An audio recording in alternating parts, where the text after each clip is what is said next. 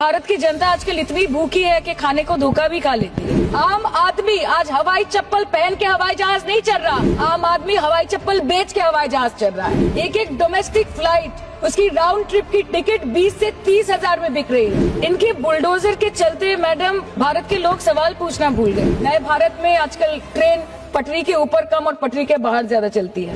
पहले आम आदमी पॉकेट में पैसा लेके बाजार जाता था और थैली भरकर सामान लाता था, लेकिन अमृत काल में आदमी थैली भरकर पैसा लेके जाता है और पॉकेट में आलू टमाटर प्याज लेके घर वापस आता है। ये बेटी बचाओ बेटी पढ़ाओ तो 10 साल पहले मोदी जी ने लॉन्च किया था, लेकिन उसके 80% पैसे सिर्फ पब्लिसिटी और मार्केटिंग और एडवर्टाइजमेंट में खर्च कर दिए। तो आपको अगर सब जगह से पैसा चाहिए तो मुझे ये बात समझ में नहीं आती कि लोग खुद के लिए आपको वोट देते हैं कि आपके फायदे के लिए वोट देते हैं। लोकसभा पे खर्च करके क्या फायदा मैडम, जब यहाँ पे विपक्ष को बोलने का अधिकार ही न हो। और आपके अमृत काल में The cost of medical treatment has been doubled in the last 5 years. Regularly लिए जाने वाले दवाइयों की कीमत 50% बढ़ गई। माननीय वित्त मंत्री ने पहले कहा था कि बहुत हो गई महंगाई की मार, अब की बार मोदी सरकार। और आज उनके विचार में inflation is an international problem, महंगाई एक अंतर्राष्ट्रीय समस्या है। तो विश्व गुरु विश्व बंधु इस अंतर्राष्ट्रीय समस्या का समाधान क्यों नहीं कर पा रहे? मैडम, भारत में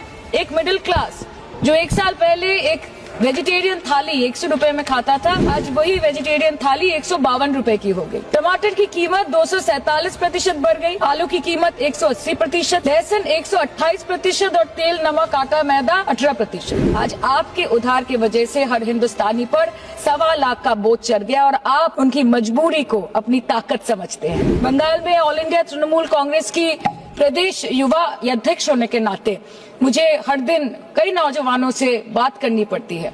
वो मुझे ये पूछते हैं कि मोदी जी ने हर साल 2 करोड़ नौकरी का वादा किया था, अर्थात 10 साल में 20 करोड़ नौकरी।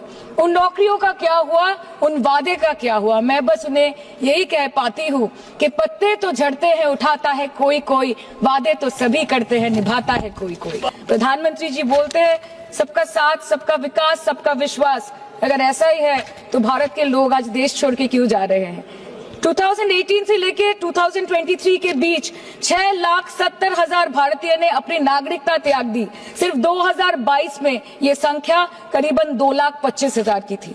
मोदी जी कहते हैं कि वो सबके साथ है, मगर ये आंकड़े बोलते हैं जो सबका होता है वो किसी का नहीं होता। और बंगाल के साथ तो कुछ अलग ही रिश्ता है इनका। The relationship is that of quid pro को। बंगाल में सिर्फ दीदी है तो मुमकिन है, ठुकरा के मेरा प्यार मेरा इंतकाम देखेगी। मतलब वोट है तो नोट है और वोट